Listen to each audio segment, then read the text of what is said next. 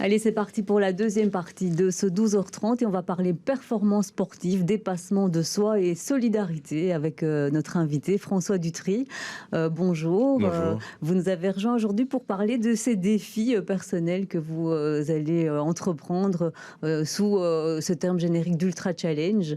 Vous êtes enseignant à la Haute École Vinci à Bruxelles dans le domaine sportif. Vous êtes aussi coach mental pour sportifs professionnels et amateurs, et vous-même, vous êtes un sportif invétéré. Et donc, expliquez-nous, alors, vous avez 47 ans, pourquoi est-ce que vous avez décidé de vous lancer des défis personnels qu'on va détailler, hein. D'accord, donc la genèse de ce projet-ci, en fait, c'est la confrontation à la mort. Donc j'ai été pendant de ces derniers temps, on va dire derniers mois et dernières années, confronté à la mort d'amis proches ou de gens de la famille proche également. Et ça a réveillé chez moi une pulsion de vie qui s'exprime au travers de l'activité physique que j'ai pratiquée toute ma vie, tout simplement. Et donc ce sont vraiment des défis qui seront des dépassements de soi et qui vont se dérouler comme ça tout au long de l'année, mais surtout cet été. Oui. Racontez-nous alors ce que vous avez décidé de faire. Donc effectivement, j'ai sélectionné 4 défis majeurs, on va dire, principalement en ultra-randonnée et en ultra-cyclisme. Donc je vais faire l'Ultra-Tour des Sources, qui est un 160 km en randonnée que je vais parcourir en 3 ou 4 jours dans la province de Liège. Et puis je vais faire un peu la même chose en ultracyclisme. Ça s'appelle la Conquête des Ardennes. C'est un petit 500 km qui va prendre à peu près l'ensemble des côtes de Liège, Bastogne-Liège et de la Flèche Wallonne, que je ferai également en 2 jours durant l'été. Et puis je participerai à un triathlon qui est mon sport de prédilection que j'ai pratiqué pendant une quinzaine d'années. Il y a déjà un petit temps d'ici, et donc je vais faire la distance Ironman. Donc je vais refaire un Ironman, mais cette fois-ci en relais, avec 2 amis un qui va nager, l'autre qui va faire le marathon. Moi, je ferai les 180 km en vélo.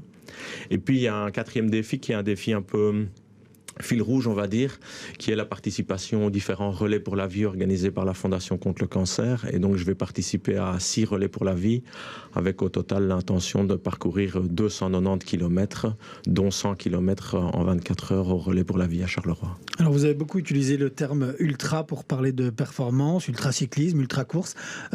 Ça signifie quoi? C'est une différente catégorie? C'est des distances supérieures? Ça existe ou c'est vous qui l'utilisez parce que votre challenge s'appelle ultra? Non, ça existe. Hein. L'ultra, on parle d'ultra trail, on parle d'ultra cyclisme, on parle ultra randonnée. Je l'ai peut-être inventé, mais ultra trail, ultra cyclisme, en tout cas, ça existe. C'est à partir d'une certaine distance, effectivement.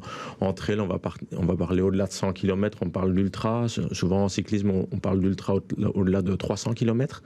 Donc voilà. Ici, c'est plus le dépassement de moi-même. Alors, on a senti que vous étiez à la fois animé par cette pulsion de vie, comme vous dites, donc là, qui est une pulsion vraiment personnelle, et aussi ce côté où vous avez été confronté à la mort, et donc il y avait aussi cette envie d'en faire un projet, notamment pour la recherche scientifique. Il fallait trouver quelque chose d'utile là derrière, et vous avez choisi alors la Fondation contre le cancer. Oui, ça s'est fait naturellement parce que les amis ou les proches que j'ai perdus sont décédés principalement du cancer, malheureusement, et donc pour moi c'était tout à fait naturel de me tourner vers la Fondation contre le cancer, que je remercie pour ce partenariat qu'on a ici pendant 1 an, voire sans doute plus, parce que les projets ne sont pas arrêtés à cette année-ci de toute façon, effectivement. Donc ça, c'est naturel chez moi. Oui. Et pour faire passer aussi un message à toutes les personnes aussi de l'importance de bouger, l'importance de manger sainement, de se protéger contre le cancer. Oui, tout à fait. Donc c'est dans ce sens-là, entre guillemets, que j'ai un peu un rôle d'ambassadeur plutôt par rapport à la partie prévention de la Fondation contre le cancer. Donc la Fondation a trois objets, on va dire, qui est la recherche, la prévention et le 3e, ça c'était une colle tout d'un coup. Je cherche, mais je n'ai pas. Alors, la recherche, la prévention, bon, peu importe. Mais en tout cas, moi, je suis sur le volet préventif. Et donc, c'est la prévention au travers de l'activité physique, l'alimentation saine et la non-exposition, ou en tout cas la protection face aux ultraviolets, on va dire.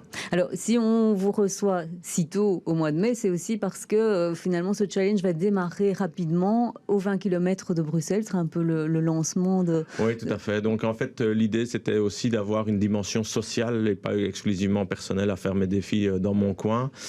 Et donc, cette dimension sociale, je me suis demandé sur quel événement majeur en Belgique on pouvait rassembler une communauté. Et c'est comme ça que j'ai décidé de faire le lancement aux 20 km de Bruxelles, avec l'idée de constituer la plus grande équipe possible au profit de la Fondation contre le cancer. Oui. Ouais, et donc là, vous avez déjà évidemment des participants, mais vous en cherchez encore. Hein. Tout à fait. Donc là, j'invite toutes les personnes qui souhaitent soit marcher, soit courir aux 20 km de Bruxelles pour cette lutte contre le cancer à nous rejoindre évidemment le 29 mai.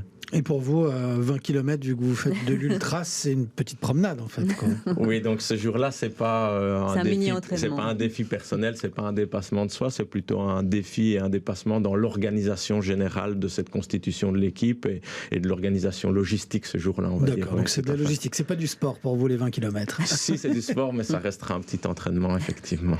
En parlant d'entraînement, justement, j'imagine que voilà, on s'improvise pas, enfin ça ne s'improvise pas de participer à ces défis que vous nous avez expliqués. Comment se passent les entraînements et comment vous envisagez tout ça jusqu'à cet été ?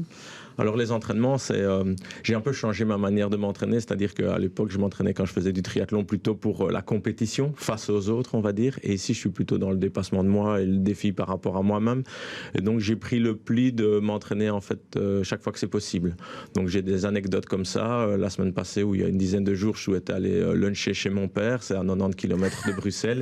J'ai décidé de prendre mon vélo et j'ai fait 180 km aller-retour pour aller luncher avec lui il y a une semaine d'ici. Vous avez mangé sainement, j'espère. Et j'ai mangé sainement, très sainement. Je lui avais passé un menu, commande pour un menu très particulier. Effectivement, il était étonné, mais ça s'est bien passé comme ça. Donc voilà, c'est le genre d'anecdote. Quand je vais enseigner à la Haute École Vinci, eh bien, j'y vais à pied, je prends plus le métro, je prends pas de voiture, rien du tout. Je fais la plupart de mes déplacements à pied ou en vélo, ce qui me permet de m'entraîner, on va dire, quotidiennement. Ouais, c'est l'entraînement de l'homme moderne, quoi. Voilà. Mais vous avez encore le temps, du coup, de travailler. Vous avez une vie de famille aussi à côté. Oui, tout à fait. Je combine ça, effectivement. Et donc, les nuits sont plutôt courtes, parce qu'en plus, pour le moment, il y a beaucoup d'organisations sur la recherche de partenaires, la création de l'équipe pour les 20 km, etc. Mais ça se passe très bien. Je pense que je suis en forme, et peut-être même plus en forme que quand je m'entraînais pour du triathlon à l'époque. Ouais. Alors, on l'a aussi dit que vous êtes coach mental pour des sportifs, que ce soit professionnels ou amateurs.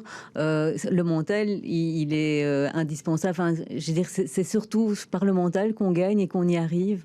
Comment vous-même, vous coachez mentalement ? Oui, alors pour me coacher mentalement, je pense que à nouveau, c'est la différence avec ce que je faisais à l'époque, qui était vraiment la compétition par rapport aux autres. Ici, c'est le plaisir. C'est le plaisir permanent. Et je pense qu'à partir du moment où il y a le plaisir permanent, la motivation est là. Je vois aussi un grand engouement autour de cet événement, l'Ultra Challenge de manière générale. Je vous remercie pour votre invitation et je remercie les médias de manière générale qui ont l'air de se mobiliser par rapport à ça. Et donc tout ça, ça me donne le sourire, ça me donne la banane. Et comme on le voit sur les photos, etc., je m'amuse bien. Donc tout se passe bien. Mais bon, il y a quand même des moments de souffrance. Oui, mais par rapport aux personnes que j'ai perdues, je pense que ce sont eux qui vous portent, ces personnes-là vous portent. Ah oui, clairement. C'est ça qui permet aussi de relativiser. Je pense que tout le monde va avoir à un moment ou un autre un petit mal de dos, une lombalgie, une douleur ou l'autre, mais par rapport à ces personnes-là, c'est sûr que ça permet de relativiser la vie. Donc alors j'imagine que c'est aussi du soutien, que vous cherchez du parrainage par rapport à cet Ultra Challenge que vous allez faire. Et donc les personnes qui sont intéressées, comment elles peuvent faire pour prendre contact avec vous ? Alors les personnes qui sont intéressées, le plus simple sur Facebook, c'est Ultra Challenge 2022. On va dire que ça, c'est vraiment la page de référence où il y a toutes les informations, où je poste un peu tous les jours mes entraînements, etc.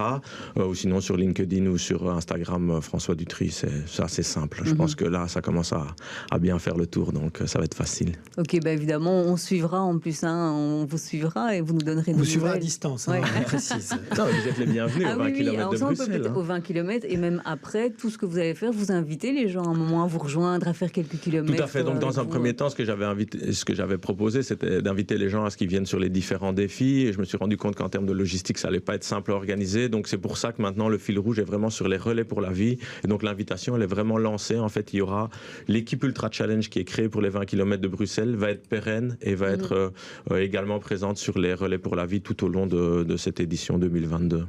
Ok, bien merci beaucoup François Dutry d'être venu nous en parler, d'être venu partager cette passion avec vous. Et bien sûr, on suivra ça de près. Premier rendez-vous, ce sont les 20 km de Bruxelles.